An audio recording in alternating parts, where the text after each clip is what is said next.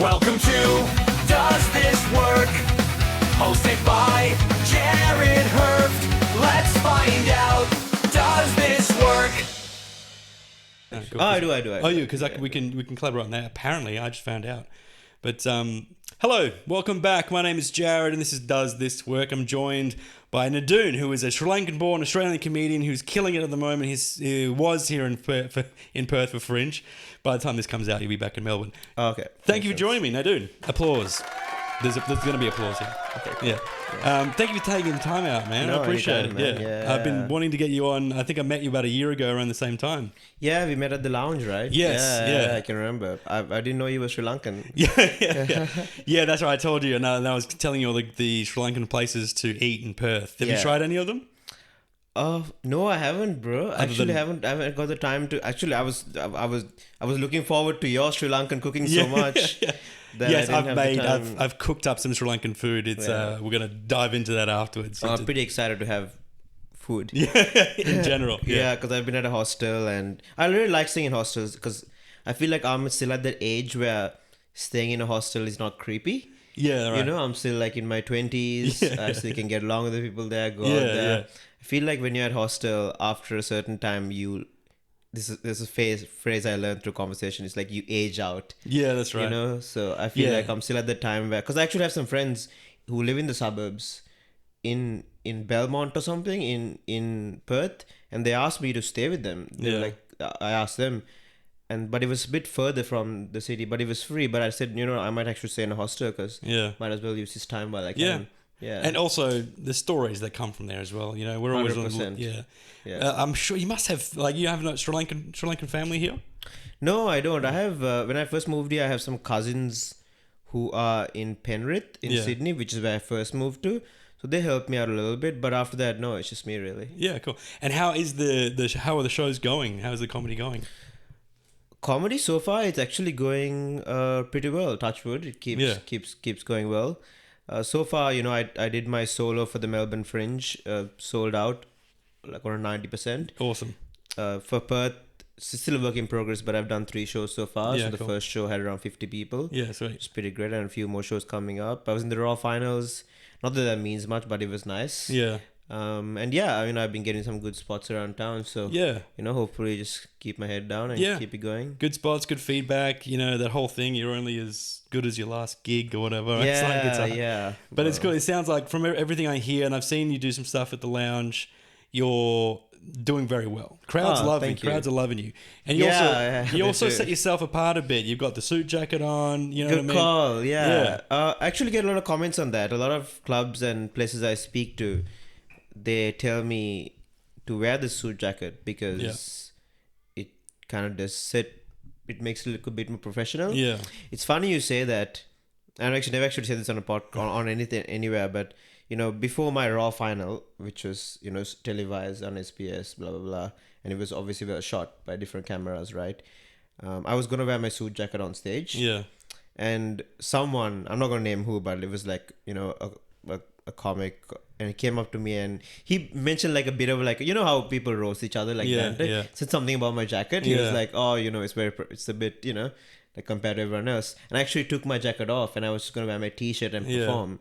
And then right before I went up on stage, one of the sound techs, they looked at me like, where's your jacket? Yeah. And I was like, oh, maybe it's just a bit too much. She was like, no, it looks really good on you, wear it.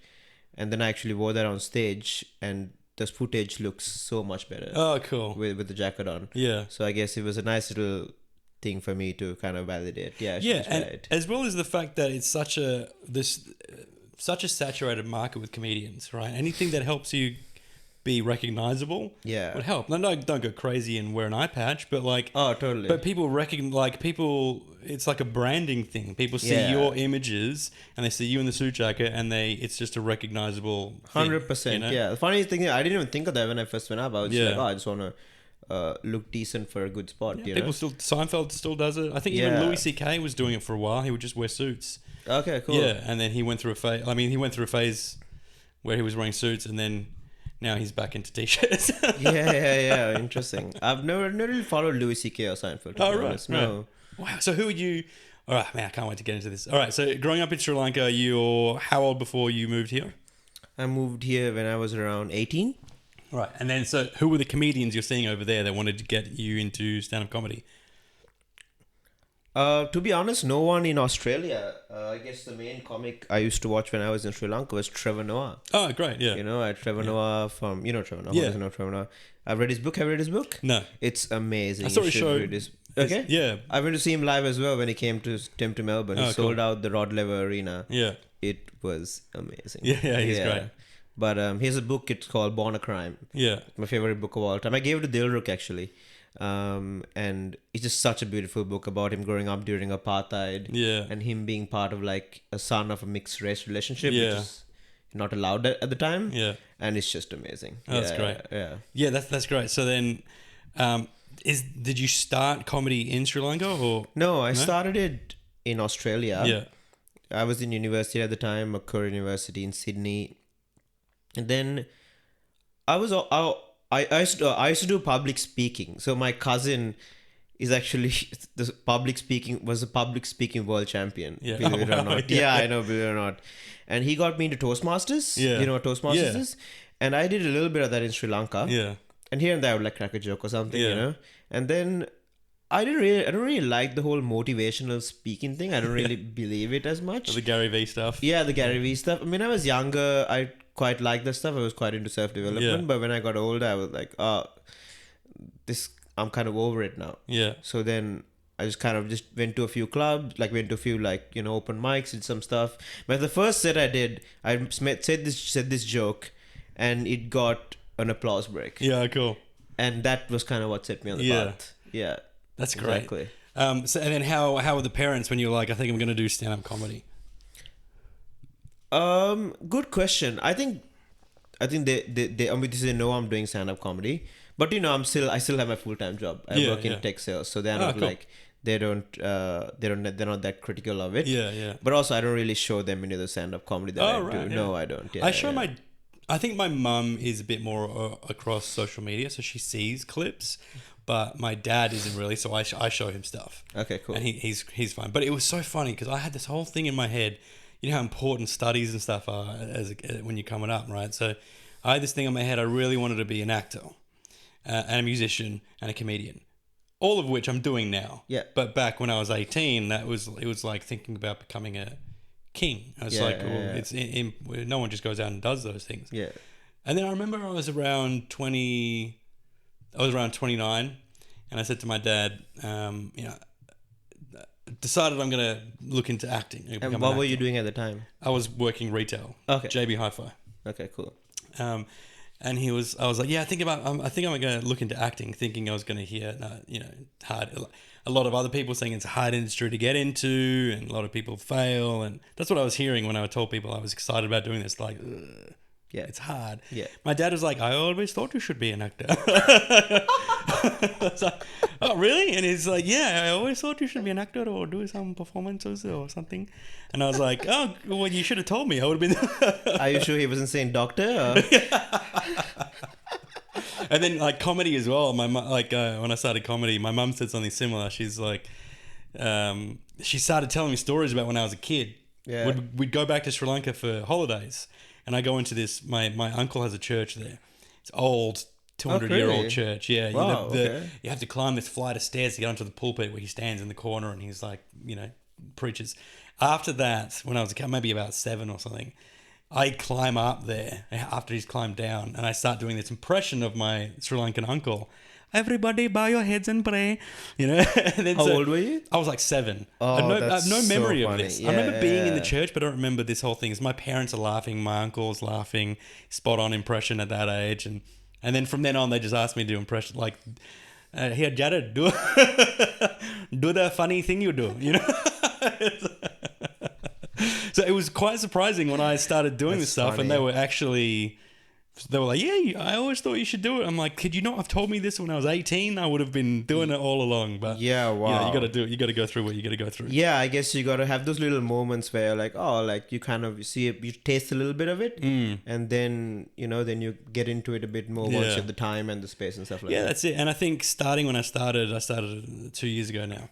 It's not very long, but There's a bit more. Oh, really? Yeah, yeah. Oh man, when I see you on stage, you look like you've been doing it for 5 years. Oh, great. That's good, I didn't feedback. think of that at all. Yeah, just a couple of years, but I've been acting for like 12 years. Okay. So there is some, and I've been playing music professionally, like as my day job for like a long time now. Yeah, so they do interlap a bit. Yeah, so they do crossover, and there's no nervousness about being on stage. It was just the fear of bombing, like we all have when we first start. Yeah, like most people don't mind being on stage, but if it's you saying something and people hate it, then you're like, that was terrifying. It's not fun, yeah. Because at least with the other stuff that I do, I can hide behind a script or the music or whatever. But so then, all right. So you move over here. You start when you're 18, and then when do things start picking up for you? Like when do things start snowballing into opening for Dilrook and? Yeah, well, what happened was I was 18. I came here, and for 7 years I was struggling to get my visa, which is what my show is about.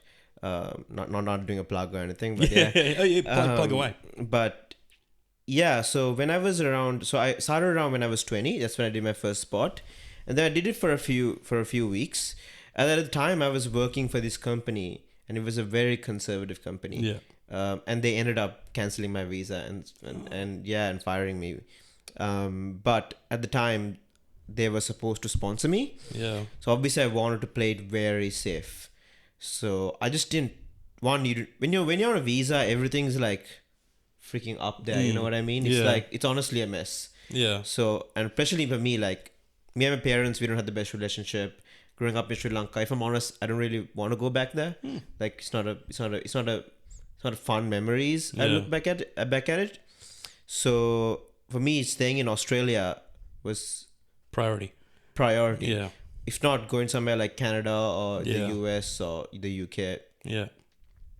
So I was just so focused on getting sponsored, and I didn't want my company to find out I do any comedy stuff, anything like that. So I stopped comedy for a good 3 years. Yeah. After doing a few spots, doing really well, Yeah. I just disappeared because I was like, I need to get my citizenship sorted. Right, yeah.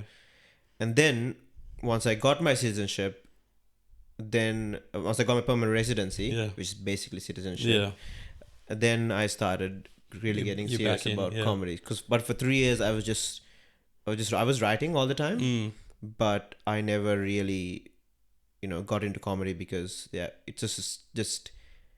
it's almost like you can't learn to run before you learn to crawl or whatever. Like it's very hard to do anything when you're on a visa. Yeah. And Do you feel like you could go? So you wouldn't go back?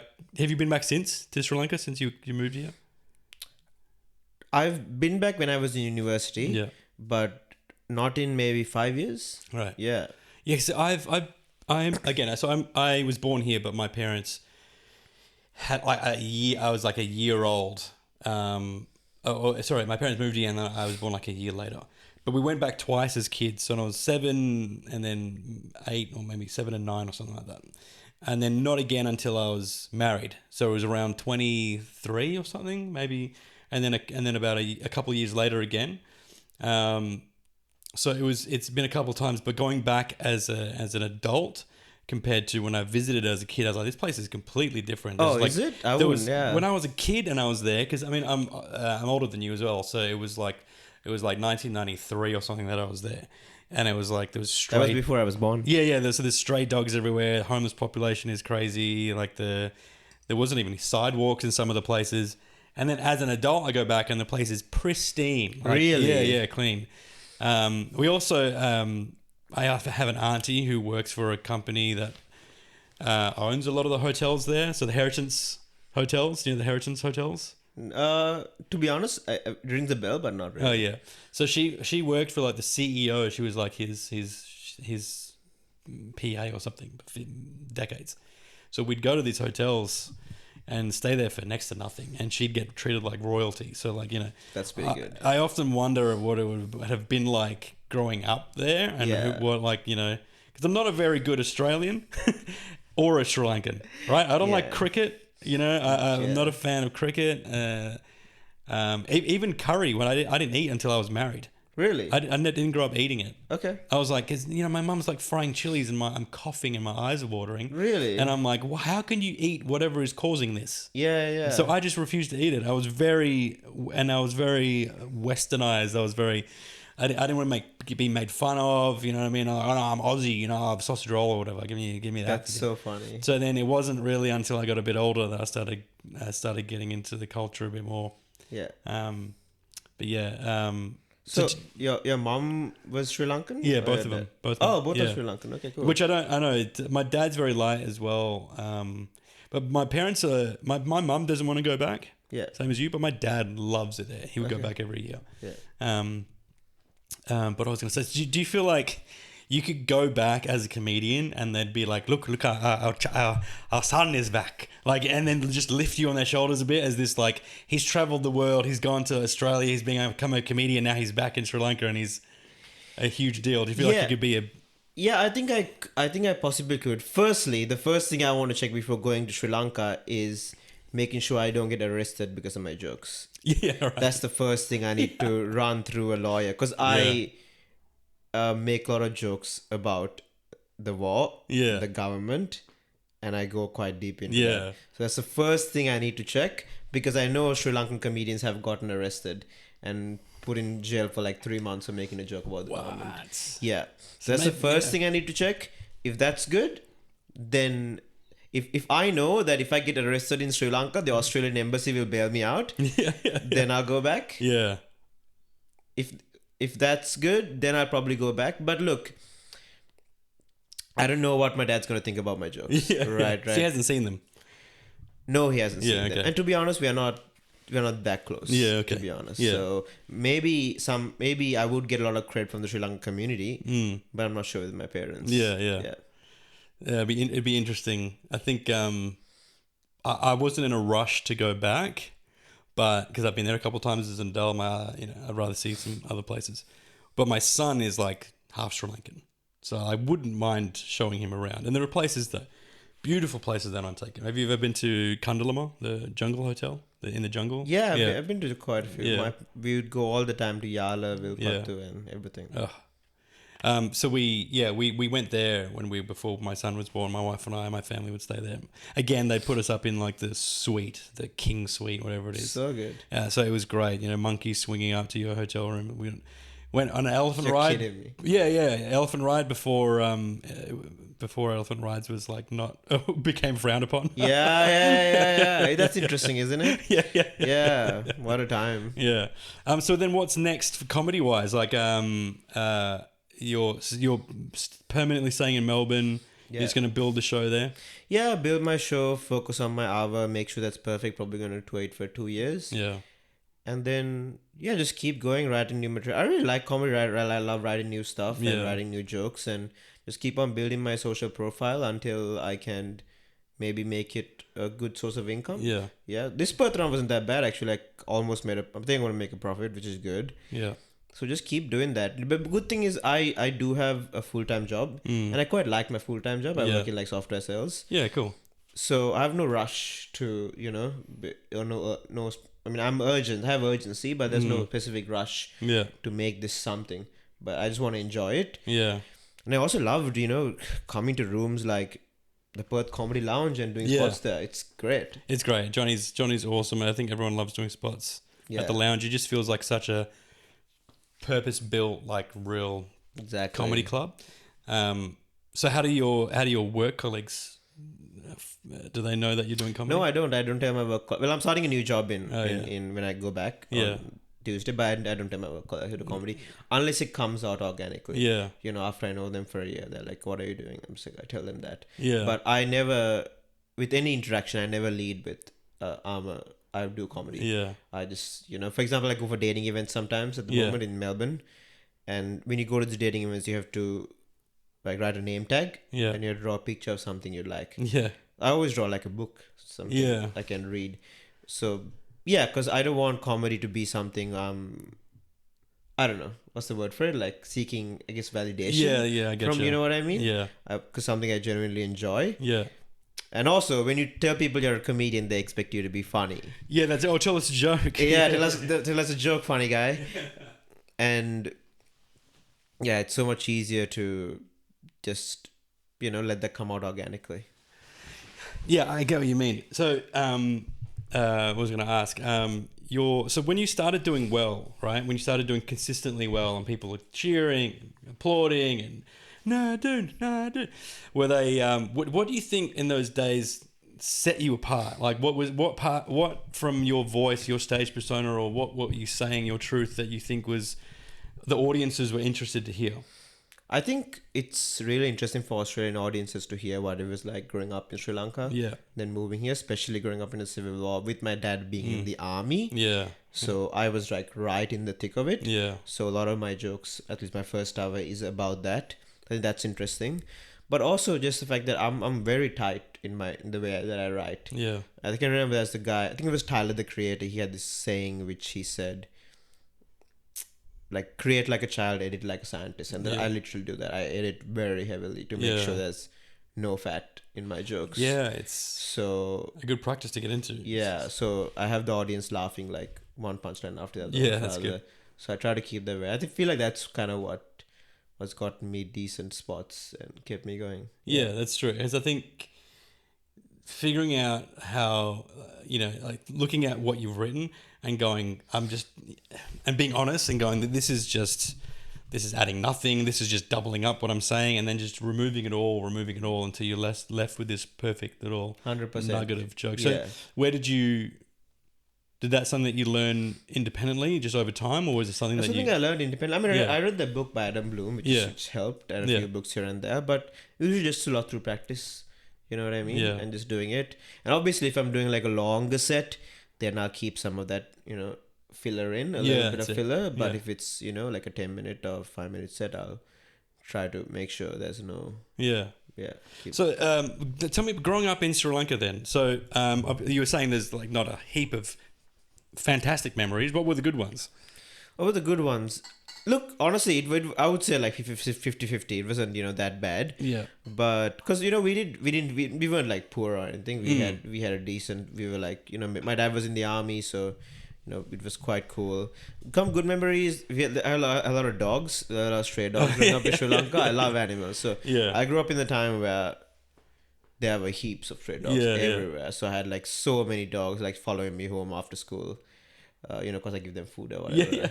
So that was really good. So I had like a really good relationship with like animals and stuff like that. So that was great. My dad would take me all around the country. You know what I mean? And we'd go to we'd go to Yala, Wilpot to see all these cool animals like bears or leopards. Yeah. Can you remember we went to this one zoo which is owned by the army, and there was this bear, and now it's frowned upon like the elephant riding thing, but just gave the bear like a bottle of Coca-Cola, it would like just chug it down. Yeah. And that was what I used to do all the time. Like go and give this black bear with like sharp claws Coca-Cola. Yeah. Just watch it have a sugar crash. Yeah, I've never said this before actually. I should write about this, but like that's honestly it was we just did that. There's a joke there because they came out with that Cocaine Bear or whatever it was called, that movie. Yeah. There's like, you were the original. I gave it Coca-Cola. Yeah. It was such a cute bear. Looking back though, probably not the best of. But like I heard he was like injured and they saved it or whatever. But Peter's gonna come after this.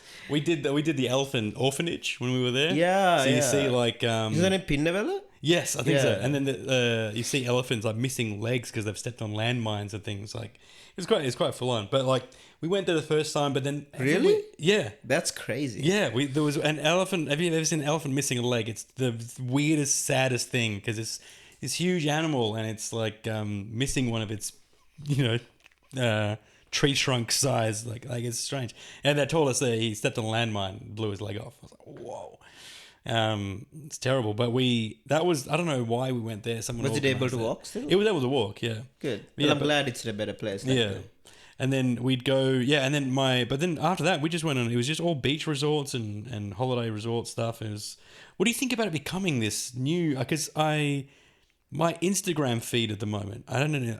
There's PSA for everyone who wants to change their algorithm, right? You can go and type in what you want your algorithm to show you. Oh, really? Yeah. So on the For You page? Exactly. On the For You page. So you could go and change in the settings. It'll have an AI sort of thing of a list of what you hover on. So it'll be like big titties, and then you X off that, fat asses. I gotta start Xing off my search. I actually X off my searches a lot. I'm like this you can't look at this on public transport. So now it's like mine is all travel videos. Okay. And I was like just clicking on the Sri Lankan ones. Yeah. And Oh, then, you really are white. yeah. So it's all travel stuff. I know. I'm too white. And it's just all these holiday things are coming up, and it's like just white. Those white influencer chicks who's like, come with me while I find the best restaurant in Sri Lanka. That's so funny. But it's become this like real holiday destination place. It's overdoing Bali as like the places people want to go. That's good. It's a gorgeous place. I often wonder, like, I'm grateful that I grew up where I grew up, right? Because I didn't like curry growing up. I don't like the heat, but I often wonder, maybe nature versus nurture, like, if I was over there, and in my environment, if I would have been into cricket and like because everyone else is into it, That's a good point, because I don't like cricket at all now. Oh, great. But when I was a kid, all I wanted to do was make the under 15 cricket team of my school, and when I didn't, it was freaking devastating. Yeah. But it's only when I came out of college that I like, what, I don't actually like standing in the sun for 6 hours waiting for someone to throw to like hit the ball in my direction so I can just throw it back. Yeah, it's societal, right? It's very societal. So just because you're expected to like it, you feel like you have to like it. Yeah. But then I didn't like that. I didn't like cricket. I didn't like curry. Then Australia, I didn't like footy. I didn't like, really AC/DC. I didn't like meth. So, so I was very hard. That's why I'm trying to work into my act at the moment is like, I haven't really written much, but it's like I'm in between these worlds, right? Yeah. I'm going to Australian school, but I'm growing up in a Sri Lankan household. So it's like, I didn't realize I had an accent as a kid, a hint of an accent. You don't have an accent, though. As a kid. Oh, really? So I remember one girl was like, I've said this on the pod before, but whatever. I remember one girl was like, "Oh, I love your accent, Jared," and I was like, "What accent? I don't have an accent." This slight accent comes out. That's so funny. I didn't realize that I had one. And it's so funny because my parents have lived here longer than lived in Sri Lanka, but they still have their accents. Yeah. Okay. It's a strange thing. And then I remember discovering. I remember my mum would make lampreis as a kid. I love lampreis. Do you want to explain what lampreis are? Well, I haven't had one in so long, but it's basically when you wrap it in a banana leaf. You just give it, right? Yeah, so it's a bunch of different curries. Yeah, okay. And the rice is cooked in the meat broth, like the meat. Yeah, okay. Yeah, okay. So all the flavors and there's like. Look at you're explaining Sri Lankan food to me, so I'm actually I'm becoming quite Australian now, which is good, which is what I want. And then it's all different eggplant curry, which I've got in the fridge. And tuna cutlets and chicken curry and whatever, and it's all like all mutton or whatever. It's all chopped really finely. I haven't had a tuna cutlet in ages. I've got it in the fridge. Yeah, that's good. And then it's wrapped in a banana leaf and then put in the oven. So all the flavors from the banana leaf and all the other curries are all mixing through. My mum would make this when I was a kid, and again, it was something that I never ate because I'm like, I was so really. I'll have meat pie, thanks. I was such a white kid, and I'll have pasta. I'll have And then, so my family would come over, all the aunties and uncles would be, this is just divine. It's beautiful. I love the lampreis. It's so tasty. And you're just in the corner eating meat pies? I'm eating a meat pie with tomato sauce. And then, so I get older and I get married. And then I go back to my parents' house for dinner once in a while. You move out and then you go over to your parents' house. And then what's on the menu is Sri Lankan curry. So I got to eat it. And I'm like, this is amazing. This is delicious. And then I got my mum to teach me how she makes her curry. But my mum, tell me, I don't know if your mum is the same, but my mum is terrible with quantities of ingredients. She says it's chili powder and curry powder, and I was like, but how much? And she's like, just put. And I was like, what do you mean? They don't measure it. Yeah, sure. She doesn't measure anything. It's a feeling. It's a vibe. Yeah, it's a vibe. So she's like, but just tell me like the units of measurement. Is it a teaspoon? Is it a tablespoon? Is it 3 tablespoons? She'll just put. That's First you funny. put the garlic, and then the ginger. Then you put the. Yeah, but mum, how much? Just put. Just put how much you feel. Yeah. So I was like, I watched her do it, and I'm like, you're putting much more than I'm putting. And no wonder mine weren't very good when I started. Yeah, doing right. it. I even started selling them for a little bit on Oh, Facebook. really? Yeah, for a little bit. That's so good. Yeah, I was trying to hustle. I was like, I'm going to make these Sri Lankan curries. I'll cook them. I'll sell them on Facebook. And I was doing it a little bit and then got too busy. Yeah. Do you cook? I do. I'm like what you like to call a functional eater. So like at the start of like on a Sunday or a Saturday, I'll cook like a bunch of rice, like with carrots or beans or whatever. I'll make some Sri Lankan dal. Yeah. Because I love dal, and I mix it with like almond butter, so it's a bit sweet. Yeah. And then I'll just have some sausages, and I'll just eat that every single day for the rest of my life, for the rest of the year. So I'm just because I'm lazy. It's just have stuff going on, you know. Yeah. You know, like writing or That's it. Or I love cooking, so it's like I love cooking, but like it takes up a lot of time. Yeah, I mean the curry that I did that. Look, got home at like 9:30, and I could probably cook for 2 hours. Oh, thank you, man. I appreciate That's that. okay. I wasn't expecting. But I was expecting. But if there was no food, I'd be like, nice knowing you, Jared. Peace, I'm walking back to the train station. All right, so tell me about the dating situation in Sri Lanka. What was it like? Were the chicks all over you there? No, not really, man. That's funny. This is something that, we can talk about if you want. But no clips on Instagram. Yeah, sure. But yeah, dating is something I've always quite struggled with, to be honest with you, because I didn't have the best relationship with my parents and my mom. So growing up in Sri Lanka, I've never really, had much, I guess, attention or like going on dates or whatever. Because I grew up in quite a conservative environment. Yeah. It's only in Australia, in university, where things started to pick up a little bit. Yeah. I met a few people I liked here and there. But dating is something I'm still trying to figure out. It's in your case, you're married and stuff like that. So that's how cool. old are you? I'm 28. Right. Yeah. Yeah. So I'm still trying to figure that out. Obviously, I do know there's a bit of a culture barrier because you grew up here, right? You have most of it down pat. Yeah. But for me, like obviously when I speak, it's obvious I'm not from Australia. So I'm trying to like get past those, I guess, insecurities as much as I say. Yeah. Because, to be honest with you, like being in Australia, I do feel a little bit insecure about my background and my, and my, I guess, race, to be honest, in dating specifically. Yeah. It's funny because I don't feel that way in anything else. Yeah. Like, when it's like corporate or job, if anything, being brown helps. Yeah. You know what I mean? And I'm just speaking honestly. Yeah. Even in comedy, it's great. But in dating, not that it's not a bad thing at all. Like I've seen so many cool brown guys with so many, just like yourself as well, right?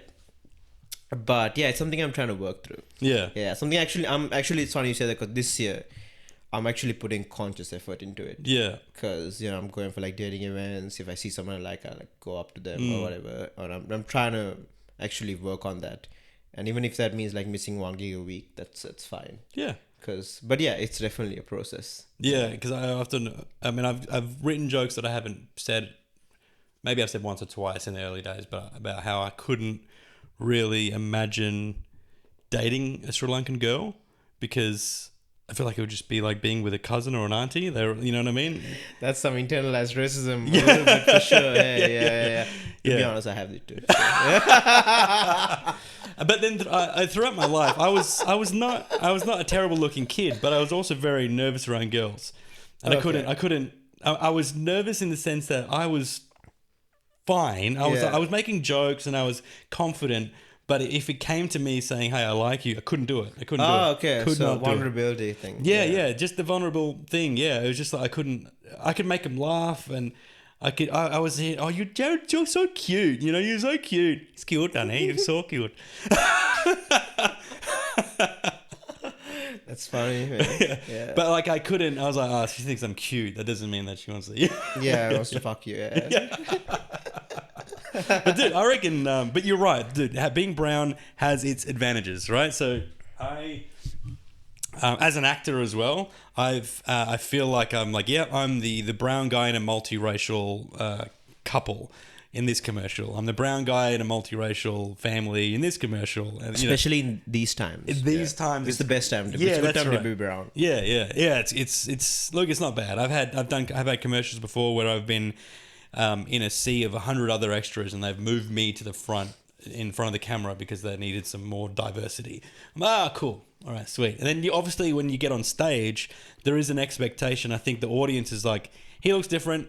Let's like, or sounds different or whatever. Like people with accents, Scottish accents. Like Jill gets on stage and she's like, "What's up? I'm Jill and I'm Scottish." And like people listen, pay attention. It's so good, bro. That's what I'm saying for comedy. Yeah. Like it's almost like I go up on stage and I know it. I know people are expecting me to be funny. Yeah. Whereas like it's just another random white guy. It's like, what's up? Like, They are expecting you to be funny. I reckon. Yeah, I think it's cool. a big advantage to be brown. Like sure. as soon as you go up, and if you're people are like, okay, he's gonna say some shit. Yeah. You know what I mean? My problem is I'm brown but I sound white. Right. And I come up with this like, but the funny thing is, I don't know if you were there. I did this thing at the Gong Show. I was making fun of Indian people. As a Sri Lankan, and I was like, which I do as well, which Dilruk does as well, which we all do, and it's funny, and but my whole thing is like, when I look into the crowd, I'm like, it's all white people with their paddles up, right? You know what I mean? So I'm like, why is it the white people that are offended at a Sri Lankan guy making fun of an Indian guy? Yeah. It's like me getting upset at someone from Rockingham making fun of someone from Balga. You know what I mean? It's interesting. That's interesting. It's where we're so like, what are you offended at? Like, or is the joke just not good? But the joke's good. Yeah. the joke's fine. Yeah, that's interesting. I feel like, in a way, that's a good thing. That means that white people are quite progressive. You know what I mean? That's so like true, that's in a way that's a positive. Yeah. But also it's very annoying. It's true. It's true. Like, the Gong isn't really a good judge of material anyway. Like, if if it's gold and it kills everywhere and it'll kill. Because you always do really well. I'm actually on Gone this Thursday. You're right. Yeah. Cool. Yeah, I think I'm working and then I'm going straight to Frio Comedy. Yeah, Factory. I'm on that as well. I need to tell Brendan I'm going to get really late. I told him already. Yeah. You'll be there. Yeah. You'll make it there. You'll be fine. As long as you're not... I wouldn't wait around to see if you win any money. That's the thing. So I need to chat to Brendan today and just be like... we'll talk about it. Yeah. But yeah, I love that place. Love Brendan as well. He's great.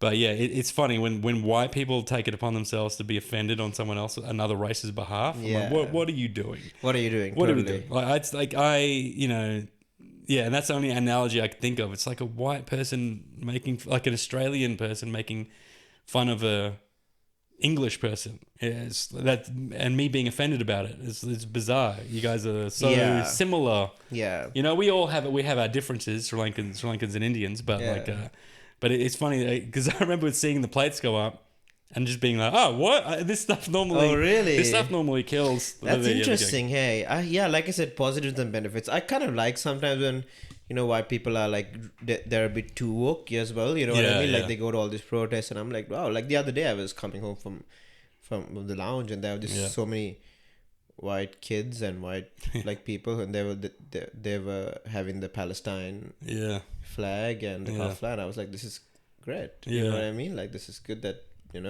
that's the only way we're gonna see change.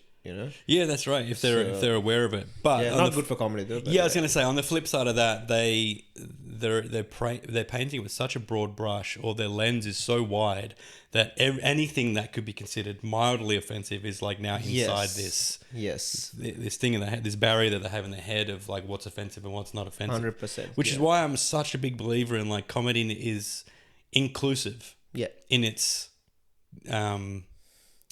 shit talking. Yeah, exactly. You know what I mean? I should be able to make fun. I make fun of myself for being Sri Lankan, make fun of Indian people, make fun of white people. Totally. But then as soon as you make fun of like another subculture or subgroup or whatever, like, people, oh, no, not them. Yeah, people lose their mind. Yeah, like, oh, why not? Like, isn't that what inclusivity is all about? Exactly. Right. Like, do you want to be excluded? Like, this is, if I stop making those jokes, then that's you and your group, whoever that may be, being excluded. Yeah, that's what you don't want. Yeah, exactly. No, you don't want that. You want it's like people come to comedy shows on wheelchairs and they're like, no, actually, I want you to. Yeah, that's it. Yeah. I mean, there's a guy. Do you know Sammy?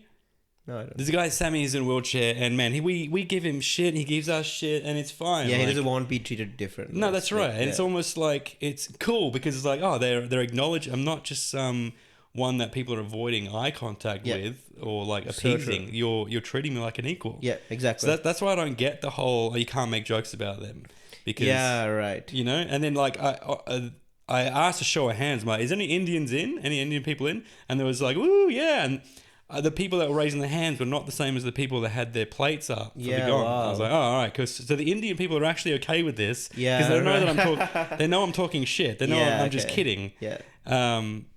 And it's just a wordplay joke thing, sure. you know? So, and then so your relationship with Dilruk, because Dilruk is going to come on the podcast in a couple months, maybe a bit longer. How did that come to be? How did that come to be? He saw you perform? No, actually, first time I went to one of his shows, and that was when I was doing raw comedy when I started, and I made the state finals in my first year. So I went to one of his shows. I said hi after, you know, I was obviously a bit of a fan, and I was like, hey man, do you just want to grab a coffee sometime? Yeah. And then we grabbed a coffee once, and then he was the judge for my raw national finals. Yeah, sweet. Yeah, so he saw me perform there. Yeah. And then we had a few coffees. We would see each other because I would go hang out at the Comics Lounge a lot. Then I opened for him at the Comics Lounge, which is such a cool experience. Cool. And yeah, we just got along. I feel like him and I have so much in common. Yeah, just because we grew up in Sri Lanka, grew up during the Civil War, went to a similar school, came to Australia. You know, our birthdays are 2 days apart. Really? Like same birth year and everything. Like, wow. Yeah. So I'm like, man, I wonder if we could have been the same. I can't remember where my parents grew up though, like where I grew up. I think, I can't remember. He's a cool dude. Yeah, he seems like a cool guy. And like, so what do you think about the Melbourne scene compared to the Perth scene in comedy? Do you think how does it compare? Is it miles ahead? How does it compare? Are we years behind? Not. I would not say years behind. If you just compare Melbourne and Perth, Melbourne has way more gigs, right? Like if we can do like 4 or 5 gigs a night. Wow. And they're close by as well, so you can. Yeah, and there's a good tram system. Yeah, great. Which helps people get around. Yeah. Which I don't think Perth has. Like looking around, there's not much of a transport system here. No, you got to walk 15, 20 minutes to the train and then walk 15 minutes to the bus stop. And then exactly. But whereas Melbourne, there's a really good tram system. Yeah. So you can, during the festival, you can go from spot to spot. But if you're honestly comparing the population of Perth to the population of Melbourne, Perth has just as good a scene as Melbourne. Yeah, I always tell people this, like, when I first came here, like, that's why I come to Perth, like, I come to Perth so much. I came a few months ago as well. Because your rooms here are just so quality. Oh, good. You know, and also, it's much easier to get on as a newcomer. Yeah, You know, one thing I love about rooms here is that they just book you because they're funny. Yeah. That's it, you know what I mean? Whereas, Melbourne, there's a lot of, like, other things you have to... Politics? Yeah, politics you have to worry about. But Perth scene, it's something special, and you guys should definitely keep building it. Yeah, that's great. Yeah. It's good to know because, obviously we are so isolated over here, and people that don't go out much from Perth to Melbourne or Sydney or Adelaide, it's like when people come over here, Mark Norman said this as well about, I think Australia in general, because we're all tucked away. But in Perth, it's like when people come over here, it's like, what can you tell us about what it's like on the outside? What it's like over there? Yeah, right. We're so in our own sort of thing here. No, the grass is definitely pretty green here. Yeah, it's great. good. It's good to know. You have on a Thursday, you have 2 of the best curated open mics in the country. You have the Gong Show, and you have Fremantle Comedy Factory. Yeah, they're both great. Like they're both great, and there's no much of a barrier to get on. You know what I mean? Yeah, that's it. My mate's just signed on to do his first open mic. We were doing comedy sketches together as an actor as well. So that I think it was like 3 weeks or something. Yeah. He's like signs up, and then he starts writing. So you have that. I think Adam Bloom said the same thing. Is that you want that sort of fire underneath you, that pressure of a date that you've got to write. Right. You know what I mean? Yeah. You don't write your 5 minutes and then sign up because you'll be writing for months. Yeah, right. That's how I started. It was years before I started. Yeah, right. Because I was writing and reading books and studying and like trying to learn about the psychology of jokes and it was way too much. You just got to do it. But you just got to you just sign up and then now you have 3 to 4 weeks or whatever, or 2 weeks, whatever it is. And that will be a snowball effect. And that's it. Then now you have this necessity to have this done by that date. Yeah. Regardless whether or not it's goal, but it's not going to be because it's going to be your first one. But yeah, you're right. He just signed up and he gets straight on, and then we'll see how he goes. Yeah. So it's good. I love the scene here. I love the comics. It's a good one. And it's good fun. But it's good. It's been good to chat to so many awesome sort of comedians and get their sort of point of view on, No, I love coming to Perth, man. I love the city. I love some of the rooms here. It's such a good vibe. Yeah. The beaches here. Also, everyone here is hot for some reason. I guess it's because the beach is so close by. They have to be like very fit, you know what I mean? Well, the self-consciousness thing of like, I can't go to the beach unless I'm fit. So all the people that are fit go to the beach. Yeah, exactly. So everyone here is really fit. That's why I never go to the beach. I never. Neither do I. So I just like watching from the side. It's creepy binoculars and you're... Yeah. It's like Cottesloe Beach. But yeah, it's really good. It's cool. Well, let's wrap up, buddy. But thank you again for joining me. Yeah, don't let me let you leave before I take a picture for the wall. For sure. It looks like a real creepy, like mug shot. Like these are all the people that have stolen things. Yeah. But yeah, thanks again. And where can people find you on social media? You can find me on like Nadun Hetti comedy. That's Nadun Hetti comedy. Cool. Fantastic. Yeah. Thank you again, Nadun. No, thanks for having me. Appreciate you. It's been fun. Let's go have some Sri Lankan curry. Please. Yeah. Thank you for joining us. See you next week.